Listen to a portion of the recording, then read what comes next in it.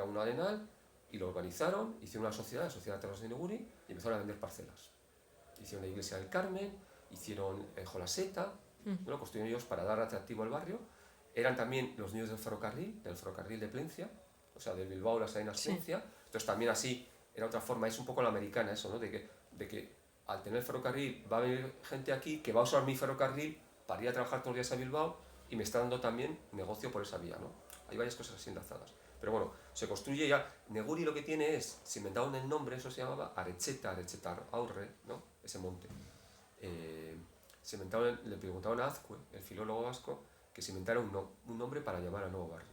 Y entonces les dijo lo de Neguri, como ellos, fue el primer barrio de los de Guecho que lo vendieron desde el principio, no para el verano, sino para todo el año. Entonces por eso es Neguri, ciudad de verano. Vale. Digo, ciudad de invierno. Primero, sí. Ciudad de invierno. ¿Vale? Entonces tuvo un montón de éxito y se ha quedado ahí como... No parece que siempre se ha llamado Neguri, pues sí. El nombre tiene 100 años. ¿No? Vale, entonces hicieron ese barrio, entonces desde ahí se fueron igualando, aunque son barrios, el de Neguri, Achecolandeta, la Avenida Basagoiti, Zugazarte, Las Arenas, Lamiaco, vienen de cosas distintas, pero todos comparten ese, por vía de turismo o por vía de su residencial, siempre han estado dirigidos a ricos. Entonces eso uniforme, ¿no? Son distintos, pero siempre ha estado, desde el momento que se formó hasta ahora, se ha mantenido así, ¿vale? Entonces, la excepción de todos estos barrios sí que tenían pequeños barrios, sobre todo al principio cuando era el verano, imaginaros, la gente en realidad seguía viviendo en Bilbao. Entonces, en verano estaba vacío, era como Plencia o Baquio. Sí. ¿No? Y entonces, los que vivían allí eran la gente que estaba construyendo las casas.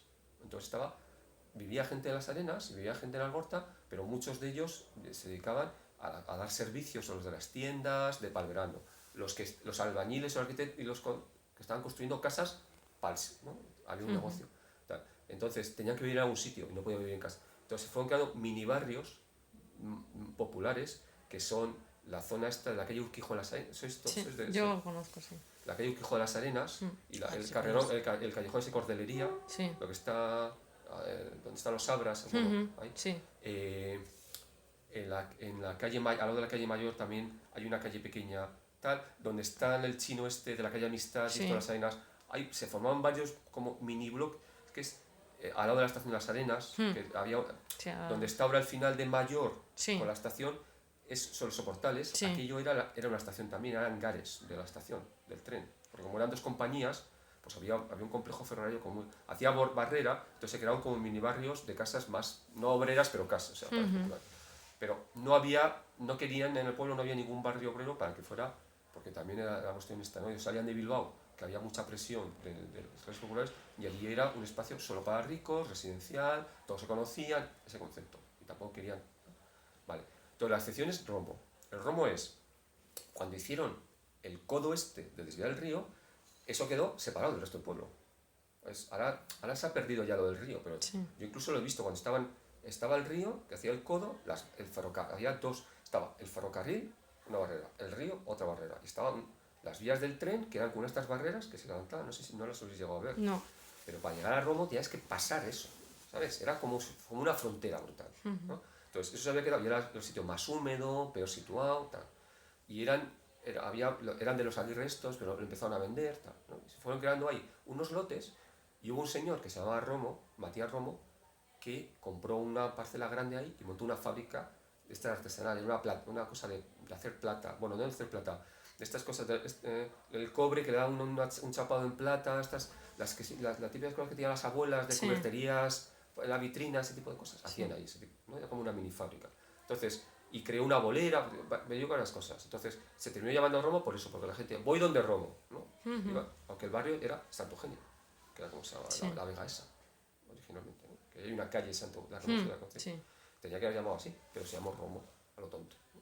Entonces, ahí, en ese espacio, Romo, la fábrica se suspendió, se cascó, su hija tuvo que venderla y se la vendió a Erle, que era uno de los ricos que tenía una fábrica en Lamiaco, era un inglés que había montado una fábrica siderúrgica en Lamiaco de Lejona. Entonces compró un terreno y entonces vendió una parcela en el año 20 y algo, 1920, vendió una parcela en esta época había estas cooperativas de casas baratas, que tuvo mucho desarrollo. Entonces se montó una cooperativa, el Hogar Obrero de Guecho, que sobre todo eran empleados de ferrocarril, casi principalmente. Entonces les vendió esa parcela y hicieron las casas baratas de Romo, esa doble fila que hay, son 4 manzanas. Entonces hicieron ahí, como en el momento era como en el medio del barrio. Entonces a partir de ahí, los años siguientes, una vez que se había construido eso, los propietarios de todos los solares alrededor empezaron a hacer mini parcelaciones, y que salían las casas Calamúa tal, y todo el barrio de Roma prácticamente se construyó en los años 20. Entre el 22 y el 30, como el 80% del barrio, todo de golpe.